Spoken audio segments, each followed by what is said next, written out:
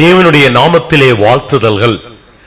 சத்தியம் பல்கலைக்கழகத்தின் சார்பாக இந்த ஒளிநாடாவை வெளியிடுவதிலே சந்தோஷப்படுகின்றோம். சத்திய எழுத்துக்கள், சத்திய வார்த்தைகள், சத்திய வசனங்கள் நிரம்பின சத்திய வேதாகமத்தின் ரகசியங்களை, மறைபொருள்களை, பொக்கிஷங்களை உலகமெங்கிலும் எடுத்துச் செல்ல வேண்டும் என்ற நோக்கத்தோடு அமைக்கப்பட்டதுதான் சத்தியம் பல்கலைக்கழகம்.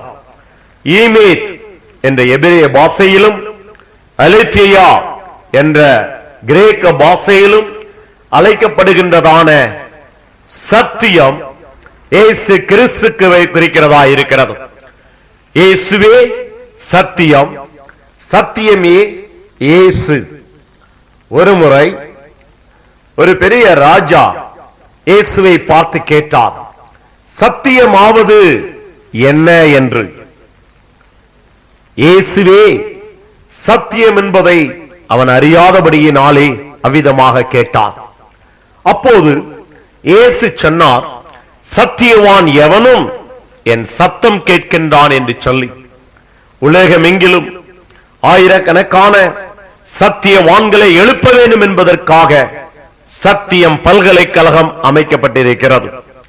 சத்தியத்திலே நடக்கின்ற சத்திய சாட்சிகளை சபை பாகுபாடின்றி, இன பாகுபாடின்றி, மொழி பாகுபாடின்றி, தேச பாகுபாடின்றி உருவாக்குவதற்காக சத்தியம் பல்கலைக்கழகம் இயங்கி வருகிறது. ஆங்காங்கு மாதந்தோறும் சத்திய வேத ஆராய்ச்சிகள் நடத்தப்படுகின்றன. திருத்துவ சத்திய வெளியீடுகள் புத்தகங்களாக, டெக்ஸ்ட் புக்குகளாக, புக்லெட்டுகளாக வெளியிடப்படுகின்றன. சத்திய வேத ஆராய்ச்சி ஒளிநாடாக்களும் வீடியோ கேசட்டுகளும் சீடிகளும் ஆங்காங்கு வெளியிடப்படுகின்றன. தொடர்ந்து வேதத்தின் ரகசியங்களை கேளுங்கள், அவைகளை அனுபவமாய் மாற்றுங்கள். அநேகருக்கு வேத ரகசியங்களை பகிர்ந்து கொள்ள உங்களுக்காக ஜெபிக்கின்றோம்.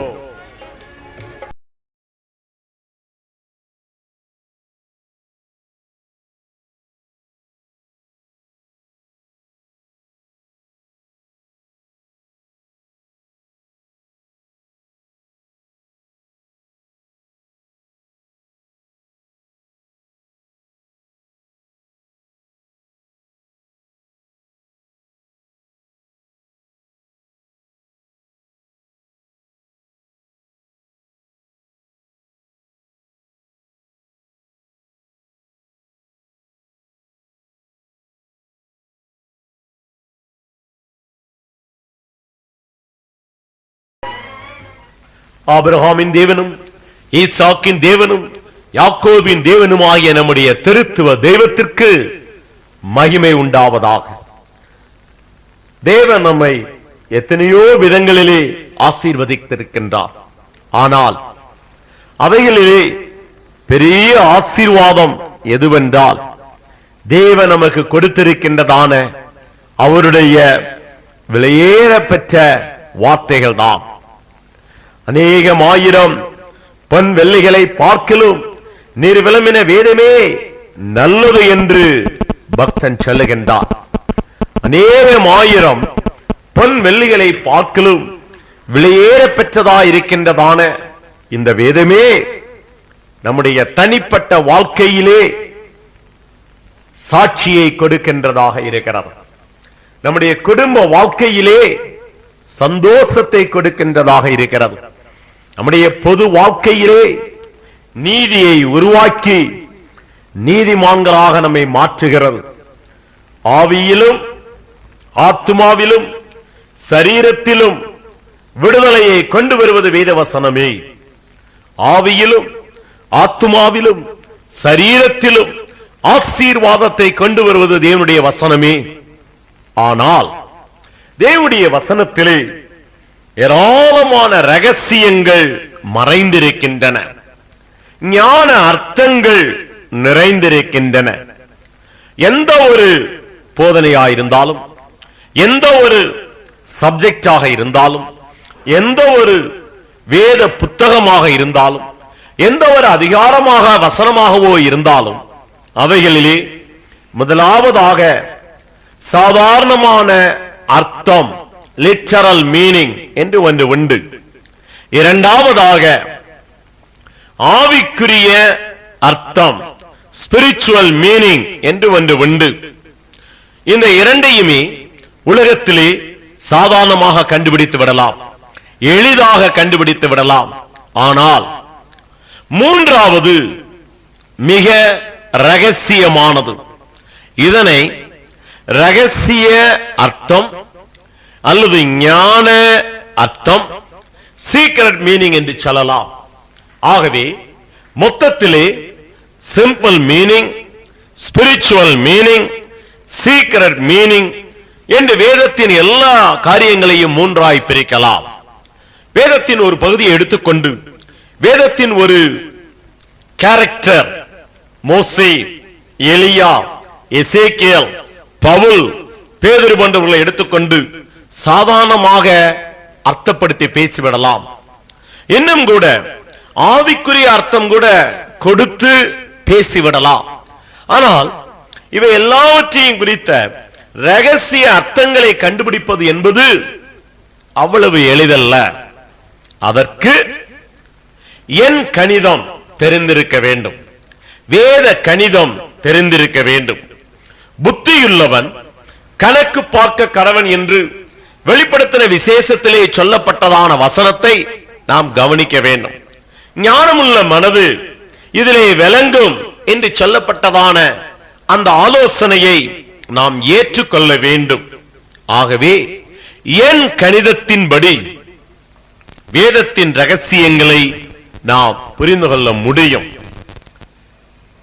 ஏசாயா 34வது அதிகாரத்திலே 16வது வசனத்திலே கர்த்தருடைய புத்தகத்திலே தேடி வாசியுங்கள் என்று ஆண்டவர் சொல்லுகின்றார். அப்போது அவரே அவைகளை எல்லாம் கூட்டி சேர்த்து கொடுப்பதாக சொல்லப்படுகிறது. இது வேதாகமத்திலே பிளஸ் கூட்டுதலுக்கு அடையாளமாகும். அடுத்தபடியாக இரவும் பகலும் தியானமாயிருக்கிற மனுஷன் பாக்கியவான், அவன் செய்வதெல்லாம் வாய்க்கும் என்று எழுதப்பட்டிருக்கிறது. தொடர்ந்து அப்படி தியானிக்கும் பொழுது ஆவியானவர் தாமே ஆவிக்குரிய காரியங்களை சம்பந்தப்படுத்தி காட்டுவார் என்பது பெருக்குதலை குறிக்கின்றது. அதே மாதிரி சத்திய ஆவி உங்களிடத்திலே வரும் பொழுது அவரே சகல சத்தியத்திலும் நடத்துவார் என்பது பகுத்து போதிக்கின்ற ரகசியங்களை குறிக்கிறது. ஆகவே தேவன் தாமே வேத கணிதத்தின்படி கூட்டி சொல்லிக் கொடுக்கின்றார், பெருக்கி சொல்லிக் கொடுக்கின்றார், வகுத்து சொல்லிக் கொடுக்கின்றார். அந்த அடிப்படையிலே சத்தியம் பல்கலைக்கழகம் வேத கணிதத்தை உபயோகப்படுத்தி வேதத்தின் எல்லா உபதேசங்களையும் நாம் புரிந்து கொள்கிற வகையிலே இன்றைக்கு போதித்து வருகின்றது. இன்றைக்கு திருத்துவ வருகையும் திருத்துவ ரட்சிப்பும் என்றதான ஆராய்ச்சி செய்தியை நீங்கள் கேட்க இருக்கின்றீர்கள்.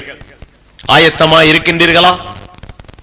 முடிந்தவரை நீங்கள் குறித்துக் கொள்வது, அதை பின்னதாக வேதத்தோடு ஒப்பிட்டு யோசித்து பார்ப்பது என்னமாய் உங்களுடைய வாழ்க்கையிலே பிரயோஜனமாக இருக்கும். இந்த வேத ஆராய்ச்சிகள் உங்களுடைய வாழ்க்கையிலே அனுபவத்திலே கொண்டு வர அவைகள் உங்களுக்கு உதவியாக இருக்கும். ஆண்டவருடைய இரட்சகருடைய முதலாவது வருகையிலே ரட்சிப்பு சம்பந்தப்பட்டிருக்கின்றது. ஆண்டவருடைய இயேசுவாகிய ராஜாதி ராஜாவின் மணவாளனின் இரண்டாவது வருகையிலே ரட்சிப்பு சம்பந்தப்பட்டிருக்கிறது. ஆண்டவராகிய இயேசு கிறிஸ்துவின் மூன்றாவது வருகையிலும் கூட ரட்சிப்பு சம்பந்தப்பட்டிருக்கிறது. ஆகவேதான் திருத்துவ வருகையும் திருத்துவ ரட்சிப்பும் என்று வேத ஆராய்ச்சியை இப்போது தொடங்கி இருக்கின்றோம். ரட்சிப்பை பல கோணங்களிலே நாம் ஆராய்கின்றதான பொழுது, முதலாவதாக ரட்சிப்பானது பிதாவாகிய தேவனோடும், இரண்டாவதாக குமாரனாகிய இயேசு கிறிஸ்துவோடும், மூன்றாவதாக பரிசுத்த ஆவியானவராகிய தேவனோடும் வேதத்திலே ரகசிய தொடர்புடையதாக இருக்கின்றது. ஏசாயா தீர்க்கதரிசியின் புத்தகம் 12வது அதிகாரம் 1-2 வசனங்களை வாசித்து பார்ப்போமானால், தேவனே எனது ரட்சிப்பு என்று எழுதப்பட்டிருக்கிறது. அடுத்தபடியாக அவரே எனது ரட்சிப்பும் ஆனவர் என்று எழுதப்பட்டிருக்கின்றது. அடுத்தபடியாக ரட்சிப்பின் ஊற்றில் இருந்து நீங்கள் தண்ணீர் மொண்டு கொள்ளுங்கள் என்றும் எழுதப்பட்டிருக்கிறது. ரட்சிப்பு என்ற வார்த்தை 3 விதமாக இங்கே தொடர்பு படுத்தப்பட்டிருக்கிறது. தேவனே எனது ரட்சிப்பு என்பது பிதாவாகிய தேவனோடு உள்ள சம்பந்தத்தை வெளிப்படுத்துகிறது. நம்மை ரட்சிக்கும்படியாக ஒருவரும் கெட்டு போவது தேவனுடைய சித்தமில்லை என்பதை வேத வசனங்கள் தெளிவுபடுத்துகின்றன. தீமோத்தேயுக்கு பவுல் எழுதின 1வது நிருபத்திலே 2வது அதிகாரத்திலே 4வது வசனத்திலே எல்லா மனுஷரும் ரட்சிக்கப்பட தேவன் சித்தமுள்ளவராக இருக்கிறார் என்பதை இது உறுதிப்படுத்துகிறது. இரண்டாவதாக அவரே எனது ரட்சிப்பும் ஆனவர், ஆக்கப்பட்டவர் என்பது தெய்வ மாமிசத்திலே வெளிப்பட்டு குமாரனாக இந்த பூமிக்கு வந்து நம்முடைய ரட்சிப்புக்காக அவர் பாடுபட்டதை தெளிவாய் நிரூபிக்கின்றது. ஆகவே பிதாவாகிய தேவனோடு மட்டுமல்ல, குமாரனாகிய இயேசு கிறிஸ்துவோடும் ரட்சிப்பு வேதத்திலே தொடர்பு படுத்தப்பட்டிருக்கின்றது. மூன்றாவதாக ரட்சிப்பின் ஊற்றுகளில் இருந்து நீங்கள் தண்ணீர் மொண்டு கொள்ளுங்கள் என்று எழுதப்பட்டிருப்பது சந்தேகமில்லாமல் பரிசுத்த ஆவியானவருக்கும் ரட்சிப்புக்கும் உள்ள தொடர்பை வெளிப்படுத்துகின்றது. ஆகவே ரட்சிப்பில் பிதாவானவர், குமாரனானவர், பரிசுத்த ஆவியானவர் சம்பந்தப்பட்டுள்ளதை நாம் முதலாவது விளங்கிக் கொள்ள வேண்டும். அடுத்த கட்டத்திலே ரட்சிப்பு என்பது தேவ தூதர்களோடு சம்பந்தப்பட்டதல்ல, அல்லது விழுந்து போன சாத்தானின் கூட்டத்தாரோடும் சம்பந்தப்பட்டதல்ல, அல்லது மிருக ஜீவன்களோடும் சம்பந்தப்பட்டதல்ல. ரட்சிப்பு என்பது வேத ஒழுங்கின்படி மனிதனுக்காக நியமிக்கப்பட்ட ஒன்று என்பதை தெளிவாய் விளங்கிக் கொள்ள வேண்டும். அப்படியானால் மனிதனுடைய வாழ்க்கையை 3ஆக பிரிக்கலாம். ஒன்று தனிப்பட்ட வாழ்க்கை, பர்சனல் லைஃப். இரண்டாவதாக குடும்ப வாழ்க்கை, ஃபேமிலி லைஃப். மூன்றாவதாக பொது வாழ்க்கை, பப்ளிக் லைஃப். இந்த மூன்றிலும் கூட ரட்சிப்பு சம்பந்தப்படுத்தப்பட்டிருக்கிறது. ஒரு மனிதன் தனிப்பட்ட வாழ்க்கையிலே ரட்சிப்பை பூரணமாய் அனுபவிக்காவிட்டால், பெற்றுக்கொள்ளாவிட்டால், அவன் தெய்வத்தினுடைய வெள்ளை சிங்காசன நியாய தீர்ப்பு நாளிலே தேவனுக்கு கணக்கு கொடுக்க முடியாது. அடுத்தபடியாக குடும்ப ரட்சிப்பும் அவசியம். குடும்பத்தில் இருக்கிற தாயோ தாப்பனோ பிள்ளைகளோ அல்லது கணவனோ மனைவியோ பிள்ளைகளோ கட்டாயம் ரட்சிக்கப்பட்டிருக்க வேண்டும்.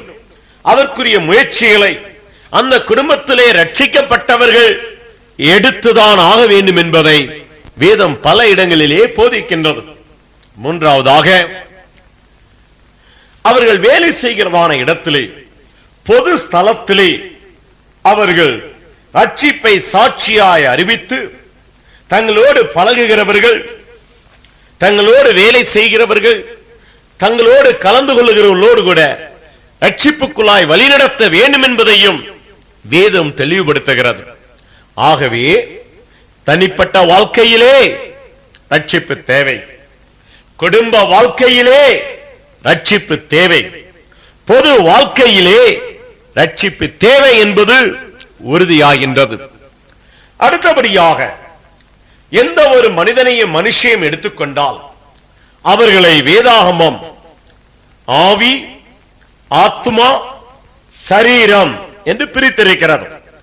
ஒன்று தெசலோனிக்கேயருக்கு எழுதப்பட்ட நிருபத்திலே 5வது அதிகாரத்திலே 20 முதல் 25 வசனங்களை வாசித்து பார்க்கும் பொழுது, ஆண்டவராகிய இயேசு கிறிஸ்துவினுடைய வருகைக்கு ஆவியும் ஆத்மாவும் சரீரமும் குற்றமற்றதாய் இருக்க வேண்டும் என்பதை அந்த வசனங்கள் உறுதிப்படுத்துகின்றன. ஆகவே ஒரு மனிதனிலே ஆத்மா உண்டு, இருதயத்தோடு, மனதோடு, நெஞ்சோடு, உள்ளத்தோடு சம்பந்தப்பட்ட ஒரு பெரிய ரகசியமாகும். இரண்டாவது, ஒரு மனிதனிடத்திலே ஆவி உண்டு. இந்த ஆவியானது அவனுடைய எலும்போடு கூட, அவனுடைய வாயோடு கூட, அவனுடைய வார்த்தைகளோடு சம்பந்தப்பட்டிருப்பதாக வேதம் தெளிவுபடுத்துகின்றது. மூன்றாவதாக, ஒரு மனிதனுடைய சரீரம், அது அவனுடைய கரங்களோடு தொடர்புள்ளதாக, கரங்கள் கிரியைகளோடு தொடர்புள்ளதாக வேதம் தெளிவுபடுத்துகின்றது. ஆகவே ஆத்துமா என்பது உணர்வுகள், எண்ணங்கள், முடிவுகளோடு சம்பந்தப்பட்டது. ஆவி என்பது வார்த்தைகளோடு சம்பந்தப்பட்டது. சரீரம் என்பது கிரியைகளோடு சம்பந்தப்பட்டது. தாட்ஸ், வேர்ட்ஸ், டீட்ஸ், எண்ணங்கள், வார்த்தைகள், கிரியைகள், இந்த மூன்றும் தான் ஒரு மனிதனை உருவகப்படுத்துகின்றன. ஆகவே வேத அடிப்படையிலே ஒரு மனிதனுடைய ஆத்மா ரட்சிக்கப்பட்டிருக்க வேண்டும், ஒரு மனிதனுடைய ஆவி ரட்சிக்கப்பட்டிருக்க வேண்டும், ஒரு மனிதனுடைய சரீரமானது ரட்சிக்கப்பட்டிருக்க வேண்டும். ஆவி, ஆத்மா, சரீரம் ரட்சிக்கப்பட்டால் மாத்திரமே நித்தியமாக ஆண்டவரோடு கூட நாம் நித்தியத்திலே பிரவேசித்து வாழ முடியும். இதை வேதம் தெளிவுபடுத்துகிறது. ஆகவே ரட்சிப்பை குறித்த தெளிவான ரகசியங்கள் நாம் அறிந்திருக்க வேண்டும், சத்தியங்களை நாம் விளங்கி இருக்க வேண்டும். மரிப்பதற்கு முன்னதாக வேதம் சொல்லுகின்றதான ரட்சிப்பின் அனுபவத்திற்குள்ளாக நாம் கடந்து வர வேண்டும். எபிரேயர் 2வது அதிகாரத்திலே 4வது வசனத்திலே ஆண்டவர் சொல்லுகின்றார், இவ்வளவு பெரிதான ரட்சிப்பை குறித்து நாம் கவலையற்று இருப்போமானால் எப்படி தண்டனைக்கு தப்பித்துக் கொள்ளுவோம்? மிக முக்கியமான கேள்வி. ஆகவே யாராயிருந்தாலும், எந்த சபையை சேர்ந்தவர்களாய் இருந்தாலும், எப்படிப்பட்டதான கூட்டத்தை சேர்ந்தவர்களாய் இருந்தாலும், ரட்சிப்பை குறித்து கவலை இல்லாமல் இருக்கவே கூடாது. பொதுவாக நான் கிறிஸ்தவ குடும்பத்திலே பிறந்திருக்கின்றேன். சிறு வயதிலிருந்தே கிறிஸ்தவ பள்ளியிலே நான் படித்திருக்கின்றேன். கிறிஸ்தவ ஆலயங்களுக்கு நான் ஒழுங்காய் கடந்து செல்லுகின்றேன். கிறிஸ்தவ பாடல்களை நான் பாடுகின்றேன். கிறிஸ்தவ ஊழியங்களுக்கு என்னால் முடிந்த உதவிகளை, காணிக்கைகளை, நன்கொடைகளை நான் கொடுக்கின்றேன் என்று சொல்லுகிறபடியினாலே அது வேதத்தின்படி ரட்சிப்பாக மாறிவிட முடியாது. எனவே ரட்சிப்பை குறித்த ரகசியங்களை வேதத்தின் அடிப்படையிலே நாம் இப்போது ஆராய போகின்றோம். வேதத்திலே திருத்துவ ரட்சிப்பை குறித்த மறைபொருள்கள் அடங்கி இருக்கின்றன. அது என்ன திருத்துவ ரட்சிப்பு விளங்கிக் கொள்ள வேண்டும். மனிதன் ஆத்துமாவிலே ரட்சிக்கப்பட வேண்டும். கடந்த கால பாவ தண்டனையிலிருந்து ரட்சிக்கப்பட வேண்டும். இது முதலாவது ரட்சிப்பு. இதனை பொது ரட்சிப்பு என்று வேதம் கூறுகிறது. இது ஆரம்பம் தான், அதோடு ரட்சிப்பு முடிவந்து விடுவது அல்ல. அடுத்தபடியாக பெற்றுக்கொண்ட பொது ரட்சிப்பை கொஞ்சம் கொஞ்சமாக வசனங்களின் உதவியோடு கூட பூரண ரட்சிப்பாக மாற்றிக்கொள்ள வேண்டும். நிகழ்கால ரட்சிப்பாக மாற்றிக்கொள்ள வேண்டும். பாவ வல்லமையிலிருந்து ரட்சிக்கப்படுகிற ஒரு அனுபவத்திற்குள்ளாய் கடந்து வர வேண்டும். அடுத்தபடியாக நித்திய ரட்சிப்பு மூன்றாவதாக வேதத்திலே சொல்லப்பட்டுள்ளது. இந்த உலகத்தை விட்டு, இந்த பாவ சமூகத்தை விட்டு நாம் முற்றிலுமாய் எதிர்காலத்திலே விடுவிக்கப்பட போகின்ற அனுபவம் தான் எதிர்கால ரட்சிப்பு என்று வேதம் சொல்லுகிறது. இதைத்தான் திருத்துவ ரட்சிப்பு என்று வேதம் உறுதிப்படுத்துகிறது. ஆண்டவராகிய இயேசு கிறிஸ்து முதலாவது வருகையிலே பெத்லகேமிலே பிறந்ததான பொழுது அவருடைய பிறப்பின் நோக்கத்தை குறித்து 1 தீமோத்தேயு 1வது அதிகாரம் 15வது வசனம் சொல்லுகிறது, பாவிகளை ரட்சிக்க கிறிஸ்து இயேசு இந்த உலகத்திலே வந்தார் என்று. ஆகவே முதலாவது வருகையோடு கூட ரட்சிப்பு சம்பந்தப்பட்டிருக்கிறது. மணவாளனாகிய இயேசு இனி 2வது முறை மத்திய ஆகாயத்திலே ரகசியமாக வெளிப்படுகிறதான பொழுது மரித்த தெய்வ பிள்ளைகளையும் உயிரோடு இருக்கிறதான தெய்வ பிள்ளைகளையும் ஆகாயத்தின் மேல் எடுத்துக் கொள்வதாக 1 தெசலோனிக்கேயர் 4வது அதிகாரத்திலே சொல்லப்பட்டிருக்கிறது. அப்படி அவர் எடுத்துக்கொள்ளுகின்றதான பொழுது எடுத்துக்கொள்ளப்படுகின்றதான மக்களுக்கு அவர் ரட்சிப்பை அருளுவதாக எபிரேயர் 9வது அதிகாரம் 28 சொல்லுகிறது.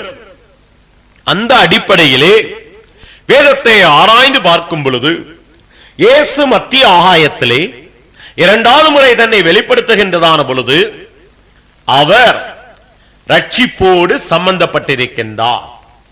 பின்னதாக உபத்திரவகால மகாபத்திரகாலம் முடிந்த பின்னர் 3வது வருகையிலே ஆண்டவராகிய இயேசு கிறிஸ்து அஜாதி ராஜாவாக இந்த பூமிக்கு இறங்கும் பொழுது ரட்சிக்கப்பட்டவர்களோடு கூட இந்த பூமிக்கு வருகின்றார். அவர்களுக்காக 1000 வருட அரசாட்சியை ஆளுகையாக கொடுக்கின்றார். ஆதியாகமம் 1வது அதிகாரத்திலே மனிதனை உருவாக்குகிறதான திட்டத்தை தேவன் வெளிப்படுத்தின பொழுதே அங்கு தெளிவாய் சொல்லுகின்றார், நீங்கள் ஆண்டு கொள்ளுங்கள் என்கிறார், ஆள கடவீர்கள் என்கிறார். ஆள வேண்டும் என்பது தேவனுடைய சித்தம், மனிதன் ஆள வேண்டும் என்பது தேவனுடைய திட்டம். இதுவரைக்கும் மனிதன் அதனை செய்ய முடியவில்லை. ஆனால் இயேசுவின் மூலமாய் மீட்கப்பட்ட, விடுவிக்கப்பட்ட, ரட்சிக்கப்பட்ட மக்கள் ஒரு நாள் இந்த உலகத்தை 1000 வருடம் ஆட்சி செய்ய போவதாக வெளிப்படுத்தின விசேஷம் 20வது அதிகாரம் தெளிவுபடுத்துகிறது. ஆகவே இயேசுவின் முதலாவது வருகையிலே ரட்சிப்பு இணைக்கப்பட்டிருக்கிறது. 2வது வருகையிலே ரட்சிப்பு இணைக்கப்பட்டிருக்கிறது. 3வது வருகையிலே ரட்சிப்பு இணைக்கப்பட்டிருக்கிறது. இயேசு கிறிஸ்து முதலாவது வருகையிலே ரட்சிப்பை உண்டு பண்ண வந்தார். ரட்சிப்புக்கான ஆயத்தத்தை செய்ய வந்தார். ரட்சிப்புக்கான வேலையை கல்வாரியிலே ரத்தம் சிந்தி தண்ணீரை வெளிப்படுத்தி ஆவியை ஒப்புக்கொடுத்து அவர் செய்து முடித்தார். 2வது வருகையிலே இயேசு மத்திய ஆகாயத்திலே வெளிப்படும் பொழுது பொதுவான ரட்சிப்பு பெற்று, பூர்ணமான ரட்சிக்க பெற்று, ரட்சிக்கப்பட்டவர்களை எடுத்துக் கொள்ளும்படியாக வருகிறார். 3வது வருகையிலே இயேசு கிறிஸ்து ரட்சிக்கப்பட்டவர்களை கனம் பண்ணும்படியாக வருகிறார். ஆகவே திருத்துவ வருகையிலே திருத்துவ ரட்சிப்பு சம்பந்தப்படுத்தப்பட்டிருக்கிறது என்பதை நாம் தெளிவாய் விளங்கிக் கொள்ள வேண்டும். ஒரு கிறிஸ்தவனுடைய நோக்கம், ஒரு கிறிஸ்தவ குடும்பத்தினுடைய எதிர்பார்ப்பு, ஒரு கிறிஸ்தவ சபை ஊழியத்தினுடைய திட்டம் மனிதர்களை ரட்சிப்புக்குள்ளாய் வழி நடத்துகிறதாக இருக்க வேண்டும். ஆகவே திருத்துவ ரட்சிப்பை குறித்து வேதத்திலே ஆராய்ந்து பார்க்க இன்னும் ஆழமாக கடந்து செல்வோமா? திருத்துவ ரட்சிப்பிலே முதலாவது ரட்சிப்பு யூதா நிருபத்திலே 2-3 வசனங்களிலே சொல்லப்பட்டிருக்கின்றது. பொதுவான ரட்சிப்பை குறித்து அங்கு குறிப்பு காணப்படுகின்றது. பொதுவான ரட்சிப்பு என்றால் என்ன? மிக முக்கியமாக இந்த உலகத்திலே வாழ்கின்றதான மனிதனுடைய வாழ்க்கையை வேதத்திலே ஆராய்ந்து பார்க்கும் பொழுது ஆதி மனுஷனாகிய ஆதாமும் ஆதி மனுஷியாகிய ஏவாளும் தேவனுடைய வார்த்தையை மீறி பாவம், அக்கிரமம், மீறுதல் என்ற குற்றத்தை செய்தனர். அதன் நிமித்தம் அவருடைய இரத்தத்திலே, தண்ணீரிலே, ஆவியிலே தேவனுக்கு விரோதமான பாவம், மீறுதல், அக்கிரமம் கலந்து விட்டது. தொடர்ந்து அவருடைய பிள்ளைகள் மூலமாய் பரம்பரையாக பாவ சுபாவம், மீறுதலின் சுபாவம், அக்கிரம சுபாவம் நிறைந்த ரத்தம் மனிதனுக்குள்ளாய் ஓடிக்கொண்டிருக்கிறது. அப்போஸ்தலர் 17 26வது வசனத்திலே இப்போது இந்த உலகத்திலே வாழ்கிற எல்லாரையும் அவர் ஒரே ரத்தத்தினாலே தோன்ற பண்ணினார் என்று எழுதப்பட்டிருப்பது ஆதி மனிதனுடைய ரத்தத்தை குறிக்கிறது. அந்த ரத்தத்திலே சத்துரு தந்திரமாக பாவம், மீறுதல், அக்கிரமத்தை கலந்து விட்டபடியினாலே தொடர்ந்து மனித சமுதாயத்திலே பாவம், மீறுதல், அக்கிரமம் காணப்படுகிறது. இதை குற்றம் என்று 1 தெசலோனிக்கேயர் 4வது அதிகாரம் 5வது அதிகாரத்திலே சொல்லப்பட்டிருக்கிறது. ஆகவேதான் குழந்தை பிறப்பிக்கப்படும் பொழுது அந்த குழந்தையின் ரத்தத்திற்குள்ளாக பாவமும், மீறுதலும், அக்கிரமும் காணப்படுகிறது. சங்கீதம் 51 தாவீது பாடும்போது சொல்லுகிறார், என் தாய் என்னை பாவத்திலே கற்பந்தரித்தால் நான் துர்க்குணத்திலே உருவானேன். தெளிவாய் சொல்லப்பட்டிருக்கிறது.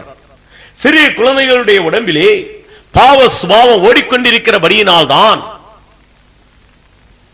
அவர்களுக்குள்ளாய் ஒரு விளையாட்டின் போது ஒரு பொம்மையை மற்ற குழந்தை பிடுங்கிக் கொள்ளும் பொழுது அடிக்கவோ, கோபப்படவோ, சத்தம் போடவோ, அழுகவோ அந்த குழந்தை செய்கிறது. இதையெல்லாம் யாரும் சொல்லிக் கொடுப்பதல்ல. குழந்தையாயிருந்தாலும் இவைகளை செய்வதற்கு காரணம் என்ன? பாவ சுபாவம். பாவ ரத்தம் ஓடுகிறபடியினாலே பாவ ரத்தத்தோடு வளர்கிறதான மனிதன் சூழ்நிலை வரும்போது இன்னும் பாவங்களையும், மீறுதல்களையும், அக்கிரமத்தையும் செய்கின்றான். பாவங்களும், மீறுதல்களும், அக்கிரமங்களும் அவனுடைய வாழ்க்கையிலே சந்தோஷத்தை, சமாதானத்தை, நீதியை இல்லாமல் பண்ணிவிடுகின்றது. அப்படி பண்ணுகின்றபடியினாலே அவனுடைய வாழ்க்கையிலே நிம்மதி இழந்தவனாய் கவலையோடு காணப்படுகின்றான். எந்த மதமாயிருந்தாலும் அந்த மதத்தின் சடங்காச்சாரங்கள், கிறிஸ்தவ மதமும் கூட மனிதனை விடுவிப்பது இல்லை. ஆகவே மனிதனுக்கு தேவனால் தண்டனை காத்திருப்பதாக ரோமர் 6வது அதிகாரம் 23வது வசனம் சொல்லுகிறது.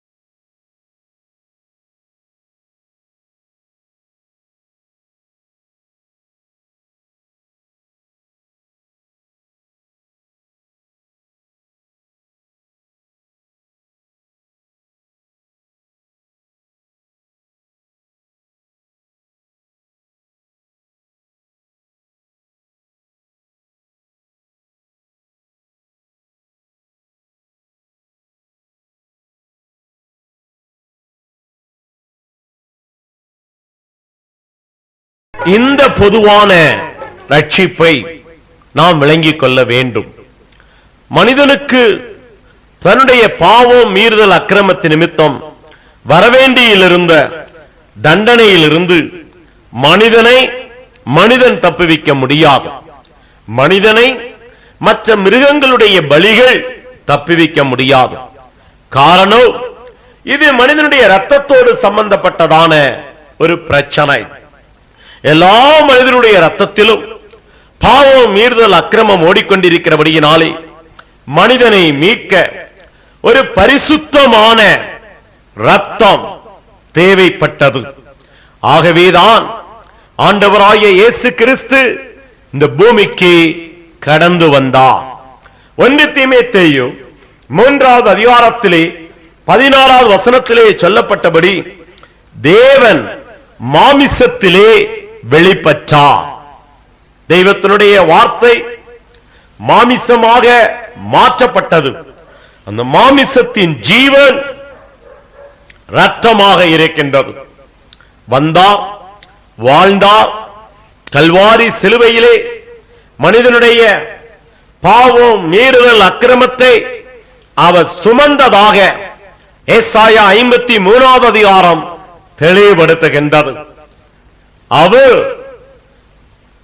நம்முடைய ரட்சிப்புக்காக கல்வாரியிலே ரத்தத்தை சிந்தினார், தண்ணீரை வெளிப்படுத்தினார், ஆவியை ஒப்புக் கொடுத்தார். இதுதான் பொதுவான ரட்சிப்பின் திட்டம். மரித்து அடக்கம் பண்ணப்பட்டு உயிர்த்தெழுந்து அவர் பரமேறி சென்றார். இந்த திட்டம் சுவிசேஷமாக உலகம் எங்கிலும் இன்றைக்கு அறிவிக்கப்பட்டு வருகிறது. இந்த திட்டத்தை யார் யார் விசுவாசிக்கிறார்களோ, ஏற்றுக்கொள்ளுகிறார்களோ, இந்த திட்டத்திற்குள்ளாய் தங்களை ஒப்புக் கொடுத்து மனம் திரும்புகிறார்களோ, அப்போது அவர்களுடைய கடந்த கால வாழ்க்கையிலே அவர்கள் செய்த எல்லா விதமான பாவங்கள் மீறுதல் அக்கிரமங்களுக்கு வரவேண்டிய தண்டனையை தேவன் மன்னிக்கின்றார். இதைத்தான் பாவ மன்னிப்பாகிய ரட்சிப்பு என்று லூக்கா 1வது அதிகாரம் 77வது வசனம் சொல்லுகிறது. அவருடைய நாமத்தினாலே, இயேசுவின் நாமத்தினாலே நமக்கு ரட்சிப்பு உண்டு என்று யோவான் 1வது அதிகாரம் 12வது வசனமும் அப்போஸ்தலர் 10வது அதிகாரம் 43வது வசனமும் சொல்லுகின்றன. ஆகவே தெய்வத்தினுடைய பொது ரட்சிப்பின் திட்டத்தை கேட்டு நாம் மறுபடியும் பிறக்க வேண்டும், மனம் திரும்ப வேண்டும் என்று வேதம் தெளிவாய் சொல்லுகிறது. அப்படி நாம் செய்யும் பொழுது நமக்கு பொது மன்னிப்பை தேவன் கொடுக்கின்றார். இப்படிப்பட்ட அனுபவம் எபேசு சபை மக்களிடத்திலே இருந்தபடியினால்தான் எபேசியருடைய நிருபம் 2வது அதிகாரம் 8வது வசனத்திலே எவ்விதமாக எழுதப்பட்டிருக்கிறது. கிருபையினாலே விசுவாசத்தை கொண்டு ரட்சிக்க பற்றீர்கள், இது உங்களால் உண்டானதல்ல, இது தேவனுடைய ஈவு என்று எழுதப்பட்டிருக்கிறது. ஆகவே இது நம்மால் சம்பாதிக்க முடியாது. நம்முடைய தான தர்மங்கள், நம்முடைய புண்ணிய யாத்திரைகள், நம்முடைய காணிக்கைகள், நன்கொடைகள், நம்முடைய சரீர சில உபாதைகளை மேற்கொள்ளுதல், இவைகள் எல்லாம் ரட்சிப்பை நமக்கு சம்பாதித்து கொடுக்க முடியாது. ஏனென்றால் தேவன் நமக்காய் இலவசமாய் கல்வாரியிலே இதனை செய்து முடித்திருக்கிறார். தன்னுடைய சொந்த சரீரத்தை பலியிட்டிருக்கிறார், தன்னுடைய சொந்த ரத்தத்தை சிந்தி இருக்கிறார். அது நமக்கு தேவன் செய்த கிருபை. அந்த கிருபையை நாம் விசுவாசிக்கும் பொழுது ரட்சிக்கப்படுகின்றோம் என்று வேதவசனம் சொல்லுகிறது. ஆகவே எபேசியர் 2:8 கிருபையினாலே விசுவாசத்தை கொண்டு நீங்கள் ரட்சிக்கப்பட்டீர்கள் என்று சொல்லுகிறது. பாஸ்ட் டென்ஸ், கடந்த கால வார்த்தையாக சொல்லப்பட்டிருக்கிறது. ஆகவே பொதுவான ரட்சிப்பு என்பது நிச்சயமான சபையின் அனுபவமாக இருக்கிறது, ஊழியனின் அனுபவமாக இருக்க வேண்டும், விசுவாசியின் அனுபவமாக இருக்க வேண்டும். ஆகவே கடந்த கால தண்டனையிலிருந்து விடுவிக்கப்பட, கடந்த கால பாவம் மீறுதல் அக்கிரமங்களிலிருந்து விடுவிக்கப்பட, கடந்த காலம் நமக்கு வரவேண்டிய சாபங்களிலிருந்து விடுவிக்கப்பட, நமக்கு பொதுவான ரட்சிப்பு அவசியமாகிறது. இது போதாது. பொதுவான ரட்சிப்பை பெற்றுக்கொண்டு நாம் வருகையிலே எடுத்துக் கொள்ளப்பட முடியும் என்று இன்றைக்கு அநேகர் போதிக்கின்றார்கள். அது வேதத்தின்படி சரியல்ல. காரணம், நம்முடைய கடந்த கால வாழ்க்கையிலே மன்னிப்பை பெற்றுக்கொண்ட நாம் இந்த உலகத்திலே நாம் வாழ்ந்துதான் ஆக வேண்டும். நிகழ்கால வாழ்க்கையிலே நாம் இருந்துதான் ஆக வேண்டும். எல்லாரும் சில சாதுக்களை போல காடுகளுக்கு நாம் கடந்து சென்று விட முடியாது. சன்னியாசிகளாக நாம் மாறிவிட முடியாது. பாவம் நிறைந்த, அக்கிரமம் நிறைந்த, அநியாயம் நிறைந்த இந்த உலகத்திலே நாம் வாழ்கிறதான பொழுது பாவத்தின் வல்லமை நம்மை நெருக்குவதாக வேதம் சொல்லுகிறது. எபிரேயர் 12வது அதிகாரத்திலே 1வது வசனத்திலே இவ்விதமாக எழுதப்பட்டிருக்கிறது: நம்மை சுற்றி நெருங்கி நிற்கின்றதான பாவமான யாவற்றையும் தள்ளிவிட்டு. அப்படியானால் நம்மை சுற்றி பாவ வல்லமை சூழ்ந்திருக்கிறது. நம்மை கீழே தள்ளும்படியாக முயற்சிக்கின்றது. அந்த பாவ வல்லமையிலிருந்து ஒவ்வொரு நாளும் நாம் ரட்சிக்கப்பட வேண்டும். அப்போது மாத்திரமே நாம் விடுவிக்கப்பட முடியும். அப்போது மாத்திரமே நாம் கிறிஸ்துவுக்குள்ளாக பரிசுத்தமாக நாம் வாழ முடியும். பிரியமானவர்களே, முதலில் பெற்றுக்கொண்டது பொதுவான ரட்சிப்பு. தொடர்ந்து ஒவ்வொரு நாளும் பாவ வல்லமையிலிருந்து நாம் ரட்சிக்கப்பட வேண்டும், விடுவிக்கப்பட வேண்டும், பரிசுத்தமாக சாட்சியாக நாம் வாழ வேண்டும் என்பதனை வேதம் பல வசனங்கள் மூலமாய் உறுதிப்படுத்துகிறது. இதைத்தான் பூரணமான ரட்சிப்பு என்று ஏசாயா 33:6 சொல்லப்பட்டிருக்கிறது. பரிசுத்த பவுல் கொரிந்து சபைக்கு எழுதும் பொழுது 1வது நிருபத்திலே 1வது அதிகாரத்திலே 18வது வசனத்திலே இவ்விதமாய் எழுதி இருக்கின்றார்: சிலுவையை பற்றிய உபதேசம் கெட்டுப் போகிறவர்களுக்கு பைத்தியமாக இருக்கின்றது, ரட்சிக்கப்படுகின்ற நமக்கோ அது தேவ பலனாக இருக்கிறது. ரட்சிக்கப்படுகின்ற நமக்கோ தன்னையும் சேர்த்து சொல்லுகின்றார்.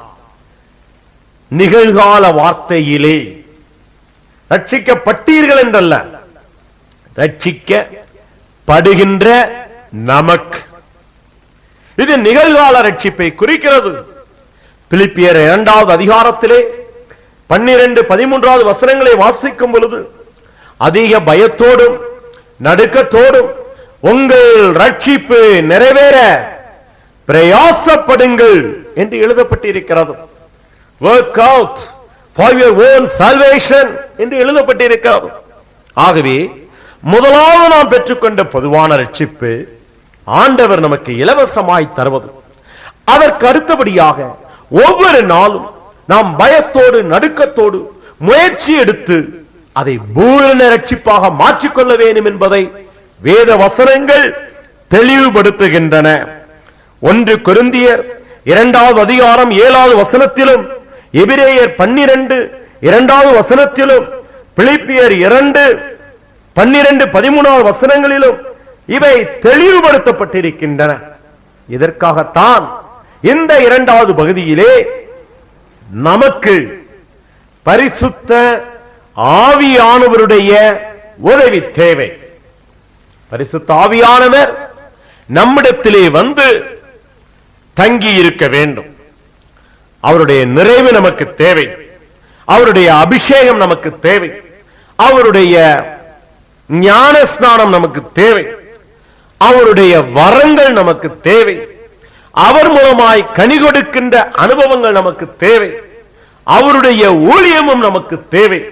இப்படிப்பட்ட காரியங்கள் எல்லாம் பரிசுத்த ஆவியானவர் மூலமாகவே நமக்கு கொடுக்கப்படுவதாக அப்போஸ்தல நடபடிகளிலும் நிருபங்களிலும் தெளிவாக வசனங்கள் வலியுறுத்துகின்றன. இந்த இரண்டாவது பகுதியிலே கொஞ்சம் கொஞ்சமாக நம்முடைய ரட்சிப்பை நாம் பூரணப்படுத்த வேண்டும். இதிலே ஒரு சிக்கல் கேள்வி என்னவென்றால், அப்படியானால் பொதுவான ரட்சிப்பை பெற்றவர்கள் இரண்டாவது பகுதியிலே பூர்ண ரட்சிப்பின் காலகட்டத்திலே ஏதாவது தவறு செய்தால் அல்லது விழுந்து போனால் அவர்கள் பரலோகம் போவார்களா போக மாட்டார்களா? நல்ல கேள்வி.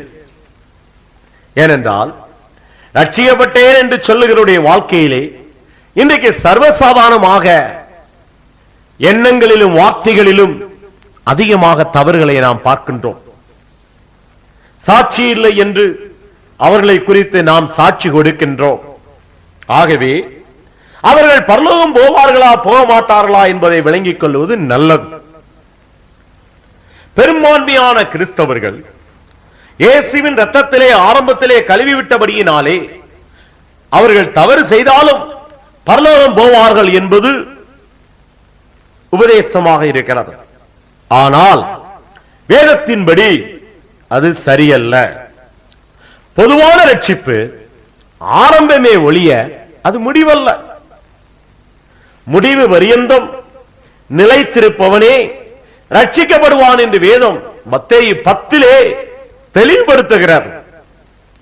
அவர் முற்று முடிய ரட்சிக்க வல்லவராயிருக்கிறார் என்று எபிரேயர் 7:25 சொல்லுகிறார்.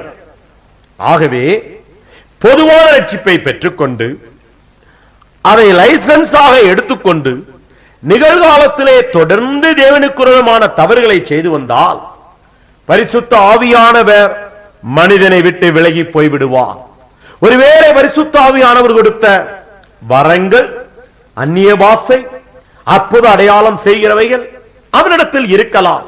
ஆனால் பரிசுத்த ஆவியானவர் அவனிடத்திலே இருப்பார் என்பதற்கு வேதத்திலே ஆதாரம் இல்லை. எனவே அவன் பரிசுத்த ஆவியானவரால் வழிநடத்தப்பட்டு பரலோகம் போக முடியாது.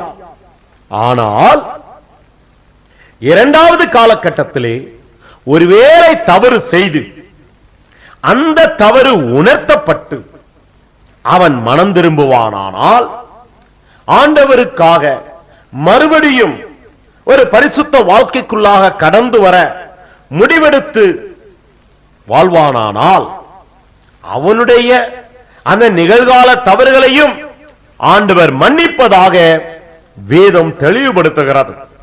உதாரணமாக அப்போஸ்தலர் 2வது அதிகாரத்தின் கடைசியிலே ரட்சிக்கப்பட்டவர்களை கர்த்தர் அனுதினமும் சபையிலே சேர்த்து வந்ததாக சொல்லப்பட்டிருக்கிறது. அப்படியானால் ரட்சிக்கப்பட்டவருடைய கூட்டத்தினாலே தான் சபை உருவாக்கப்பட்டிருக்கிறது. இது நடக்கும் பொழுது கிட்டத்தட்ட கிபி 1வது நூற்றாண்டில் 34 அல்லது 35 வருடமாவது இருக்கலாம். பின்பு 60 வருடங்கள் சபையின் காலங்கள் கடந்து போகின்றன. 95 96வது வருடத்திலே 1வது நூற்றாண்டிலே யோவான் பத்ம தீவில் இருந்து நிருபங்களையும் சுவிசேஷத்தையும் வெளிப்படுத்தின விசேஷத்தையும் எழுதும் பொழுது 60 வருட காலத்திலே சபைகள் ஸ்தாபிக்கப்பட்டதையும் சபைகளிலே நடந்த பிரச்சனைகளையும் நன்கு அறிந்தவனாக அங்கு அவன் ஆலோசனையை எழுதுகின்றான். 20 வருடங்களுக்கு பிறகல்ல, 60 வருடங்களுக்கு பின்னதாக அவன் எழுதுகின்றதான வெளிப்படுத்தின விசேஷத்திலே 2வது அதிகாரத்திலும் 3வது அதிகாரத்திலும் சபைகளை குறித்து தான் பேசுகிறான். சபையில் இருக்கிறதான மக்கள், அதாவது ரட்சிக்கப்பட்டு சபையிலே சேர்ந்ததான மக்கள், அவரிடத்திலே காணப்பட்ட குறைவுகளை பற்றித்தான் அவன் கண்டித்து எழுதுகிறான். நீ இந்த குறையிலிருந்து மனம் திரும்பாவிட்டால் உனக்கு இன்ன விதமான தண்டனை காத்திருக்கிறது என்றும் அவன் எச்சரிக்கின்றான். ஆகவே ரட்சிக்கப்பட்ட சபையிலே வசனத்தின்படியே தவறு நடந்திருப்பது, விழுந்திருப்பது, அவர்களை மனம் திரும்ப மீண்டும் அழைப்பது, வேதத்திலே ஆதாரமுடையதாக இருக்கிறது. அவன் நிருபத்திலே எழுதும் பொழுது, நாம் பாவம் செல்லவேயுமானால் நம்மை நாமே வஞ்சிக்கிறவர்களாய் இருப்போம், பாவம் நம்மை தொடர்ந்து பிடிக்கும் என்ற அர்த்தத்திலே அவன் எழுதுகின்றான். ஆகவே சபையானது குறிப்பிட்ட காலகட்டங்களுக்கு பின்னதாக கூட தவறுகள் செய்திருப்பதற்கு, ஆனால் அவைகளை தேவன் மனம் திரும்ப அழைப்பதற்கு வேதத்திலே ஆதாரம் இருக்கிறது. எப்படி ஆயினும் பரிசுத்த ஆவியானுடைய உதவியோடு கூட நிகழ்காலத்திலே தவறுகள் இல்லாமல், குற்றங்கள் இல்லாமல் வாழ்வது நல்லது. அதற்குரிய கிருபைகளை தேவன் நமக்கு கொடுப்பார்.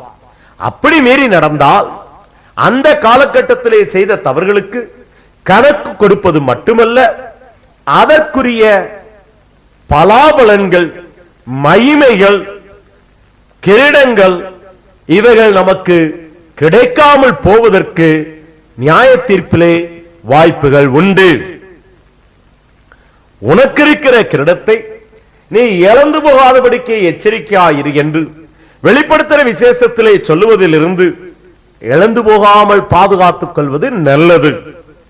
பொதுவான ரட்சிப்பை பெற்று நிகழ்காலத்திலே பூரண ரட்சிப்பை பெற்று காத்திருப்போமானால் இயேசுவின் இரண்டாவது வருகையிலே அவர் வெளிப்படும் பொழுது நாம் மத்திய ஆகாயத்திற்கு எடுத்துக் கொள்ளப்படுவோம். அப்படி எடுத்துக் கொள்ளப்படுகின்றதான பொழுது நமக்கு எதிர்கால ரட்சிப்பை, நித்திய ரட்சிப்பை, பாவ உலகத்திலிருந்தே ஒரு ரட்சிப்பை ஆண்டவர் தருவதாக எபிரேயர் 9:28 சொல்லுகின்றது. அதற்கு பின்னதாக ஆகாயத்திலே நடக்கிற ஆட்டுக்குட்டியானுடைய கல்யாணத்திலே நாம் பங்கெடுக்கின்றோம்.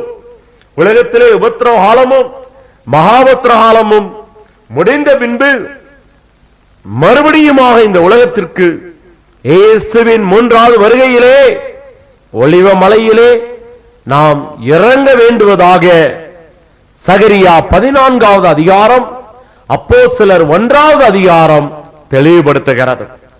அப்படி ரட்சிக்கப்பட்ட மக்களாய் பூமிக்கு நாம் திரும்பி வரும்போது 1000 வருட அரசாட்சியை தேவன் நம்மிடத்திலே கொடுக்கின்றார். இந்த பூமியை, இந்த பூமியிலே இருக்கிறதான மற்றவர்களை 1000 வருடம் ஆட்சி செய்கிறதான ஒரு கணம், மகிமை, ஒரு சிறப்பு ரட்சிக்கப்பட்டவர்களுக்கே தேவன் கொடுக்கின்றார். ஆகவே பொதுவான ரட்சிப்பை பெற்றிருக்க வேண்டும். பூர்ணமான ரட்சிப்புக்குள் கடந்து போக வேண்டும். நித்தியமான ரட்சிப்புக்கு எதிர்பார்த்து காத்திருக்க வேண்டும். பவுல் கூட, பேதுரு, யோவான், சாது சுந்தர் சிங், கைலாச மகரிஷி அல்லது எந்த ஒரு பக்தனாக இருந்தாலும் பொதுவான ரட்சிப்பை பெற்று, பூரணமான ரட்சிப்பை பெற்று மரித்து இப்போது இரண்டாவது வருகைக்காக காத்திருக்கிறார்கள். இரண்டாவது வருகையிலே அவர்களுக்கு நித்திய ரட்சிப்பை தேவன் தரப்போகின்றார். அவர்களோடு கூட நாமும் அதனை பெற்றுக் கொள்ளும்படியாய் வேத வசனங்களுக்குள்ளாக கடந்து சென்று ரட்சிப்பை நாம் பெற்றுக்கொள்ள தேவன் நமக்கு உதவி செய்வாராக. கேட்கின்றதான அருமையான சகோதரனே, சகோதரியே, இதை குறித்து இன்னும் விளக்கம் தேவையானால் தாராளமாய் நீங்கள் என்னுடன் தொடர்பு கொள்ளலாம். என்னுடைய மற்ற புத்தகங்களையும் வாங்கி வாசிக்கலாம்.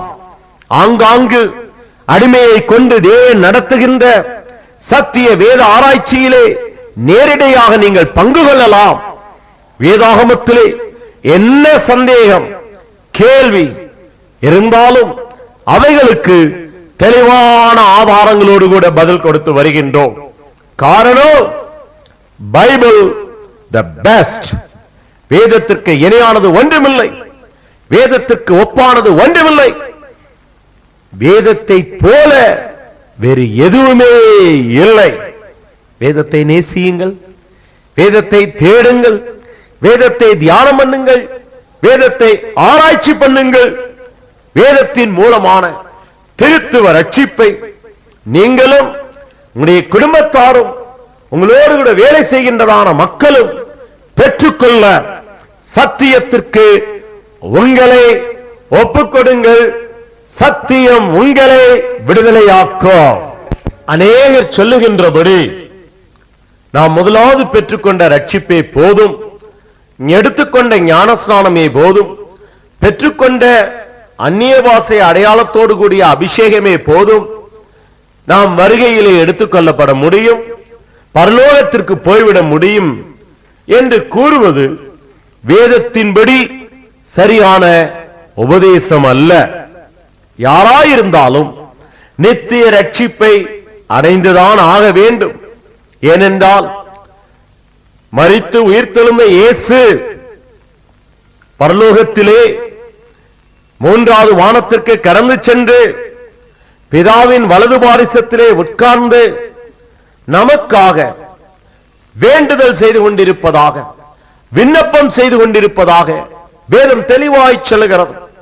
எபிரேயருக்கு எழுதினதான புத்தகத்திலே 7வது அதிகாரத்திலே 25வது வசனத்திலே அவர் நம்மை முற்றும் முடிய ரட்சிக்க வல்லவராய் இருக்கும்படி அவர் நமக்காய் பரிந்து பேசிக் கொண்டிருக்கிறார் என்று எழுதப்பட்டிருக்கிறது. ஆகவே இயேசு பிதாவின் வலது பாரிசத்திலே உட்கார்ந்து பரிந்து பேசுகிறார் என்றால் எதற்காக? நம்மை சுகமாக்குவதற்காக அல்ல, குணமாக்குவதற்காக அல்ல, அற்புதங்கள் அடையாளங்கள் செய்வதற்காக அல்ல. அவையெல்லாம் தேவைதான். ஆனால் அவை 2வது 3வது 4வது தேவையாகிறது. பிரதானமான நோக்கம், பிரதானமான தேவை நாம் ரட்சிக்கப்பட வேண்டும். ஆகவே பிரியமானவர்களே, இந்த விஷயத்திலே நாம் வஞ்சிக்கப்பட்டு விட போய்க்கூடாது. நாமும் யாரையும் வஞ்சித்து விடக் கூடாது.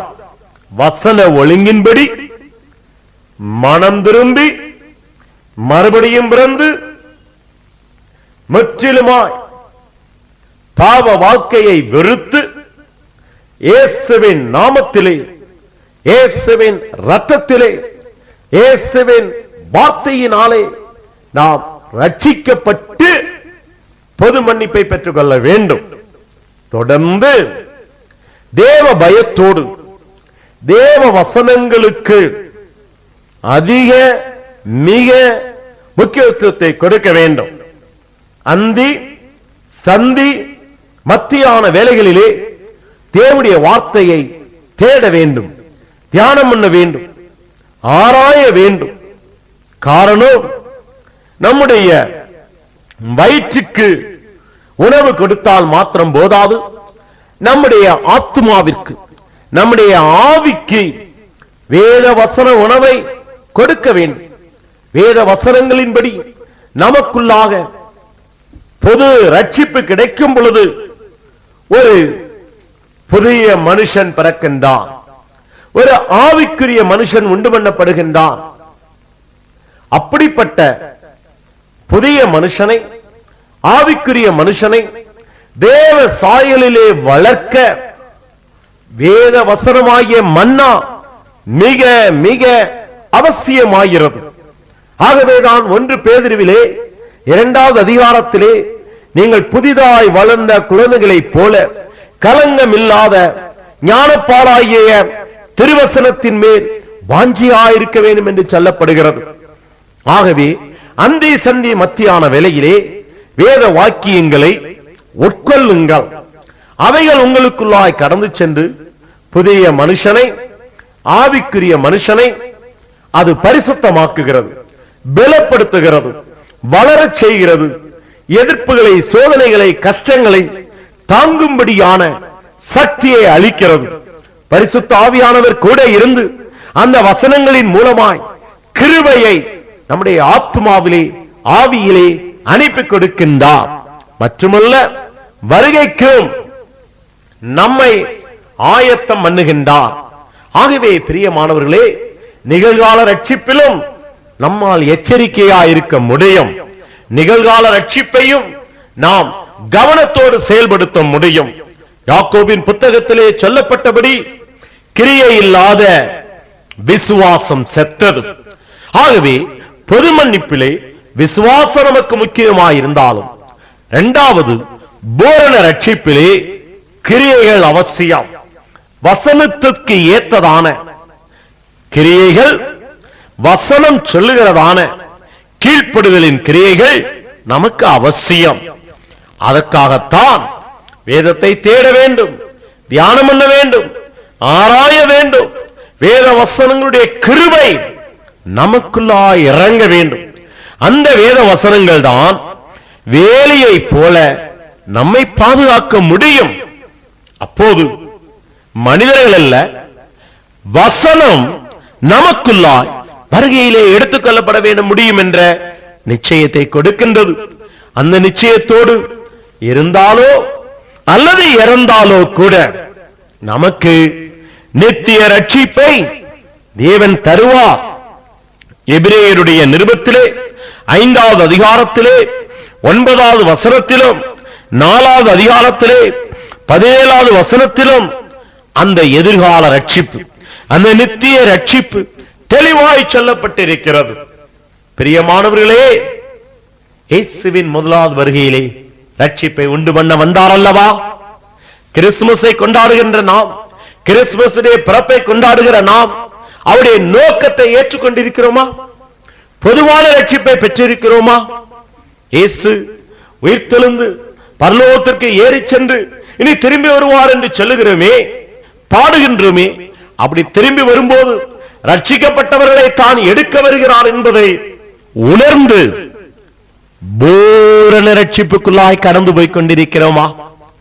அப்படி கடந்து போகும் பொழுது எதிர்காலத்திலே நித்திய ரட்சிப்பை தர இரண்டாவது வருகையிலே இயேசு வெளிப்படும் போது அவரோடு கூட எடுத்துக்கொள்வோமா? எடுத்துக்கொள்ளப்பட்ட பின்பு ஆட்டுக்குட்டியான விவாகத்திலே பங்கெடுத்து மனவாட்டியாக இந்த பூமிக்கு திரும்பி வந்து 1000 வருட அரசாட்சியிலே நாம் பங்கெடுப்போமா? ஆகவே இவை எல்லாவற்றுக்கும் ரட்சிப்பு தான் சாவியாக இருக்கிறது, முக்கியமான ரகசியமாக இருக்கிறது. நீங்களும் உங்களுடைய குடும்பத்தாரும் ஒற்றார் உறவினர்களும் சபையாரும் இந்த திருத்தவ ரட்சிப்புக்குள்ளாய் கடந்து செல்ல உங்களுக்காக ஜெபிக்கின்றேன். ஜெபிப்போமா? கண்களை மூடி திருத்துவ ரட்சிப்புக்காக ஆண்டவரை நோக்கி நாம் விண்ணப்பம் ஏறெடுப்போமா? இருந்தவரும் இருக்கின்றவரும் வருகின்றவரும் ஆகிய எங்களுடைய ஜீவனுள்ள தகப்பனே, ரட்சிப்பின் தேவனே, ரட்சிப்பின் அதிபதியே, ரட்சிப்பின் சீராவை, ரட்சிப்பின் பட்டயத்தை, ரட்சிப்பின் சத்தியத்தை எங்களுக்காக வேதத்திலே வெளிப்படுத்தி கொடுத்திருக்கிறவரே, முதலாவது வருகையிலும் ரட்சிப்பை உண்டு பண்ண வந்தேன், இரண்டாவது வருகையிலே ரட்சிக்கப்பட்டவர்களை எடுக்க வருகிறீர், மூன்றாவது வருகையிலே ரட்சிக்கப்பட்டவர்களை கனமண்ண போகிறீர் என்று வேதத்தின் ரகசியங்கள் சொல்லுவதற்காக உம்மை துதித்து மகிமைப்படுத்தி வாழ்த்துகிறோம். அப்பா, இந்த ஒளிநாடாவின் மூலமாய் உம்முடைய திருத்துவ ரட்சிப்பின் சத்தியத்தை கேட்ட ஒவ்வொருவரையும் ரட்சிப்பீராக, விடுவிப்பீராக, மீட்பீராக. ரட்சிப்பின் சந்தோஷம், ரட்சிப்பின் சமாதானம், ரட்சிப்பின் நீதியினாலே பிள்ளைகளுடைய தனிப்பட்ட வாழ்க்கை, குடும்ப வாழ்க்கை, பொது வாழ்க்கையை நீர் ஆசீர்வதிப்பீராக. அநேகருக்கு ரட்சிப்பின் சாட்சியாக, ரட்சிப்பின் மதிலாக விளங்க அவர்களுக்கு கிருபை செய்வீராக. ரட்சிப்புக்குள்ளாய் கடந்து போகிறபடியினாலே ஆதியாகமம் 49 அதிகாரத்தில் சொல்லப்பட்ட வானத்தின் ஆசீர்வாதங்களினாலே, பூமியின் ஆசீர்வாதங்களினாலே, சரீரத்தின் ஆசீர்வாதங்களினாலே உம்முடைய பிள்ளைகளை ஆசீர்வதிப்பீராக. ரட்சிப்பினால் வேலி கட்டுவீராக. துதிகனமே இல்லாமுடைய வார்த்தைக்கு வார்த்தையாகிய இயேசுவின் நாமத்தில் பரிசுத்த ஆவியானுடைய ஒத்தாசையில ஜெபிக்கிறேன் ஜீவனுள்ள நல்ல பிதாவே, ஆமென், ஆமென். நீங்கள் தொடர்பு கொள்ள வேண்டிய முகவரி doctor green rose 7/1 Clarke road, Bangalore 5. தொலைபேசி எண் 08054755621. மறுபடியும் சொல்லுகின்றேன். Doctor green rose 7/1, Clarke road, Bangalore 5, Karnataka. தொலைபேசி எண் 547561. கர்த்தர் உங்களை ஆசீர்வதிப்பாராக.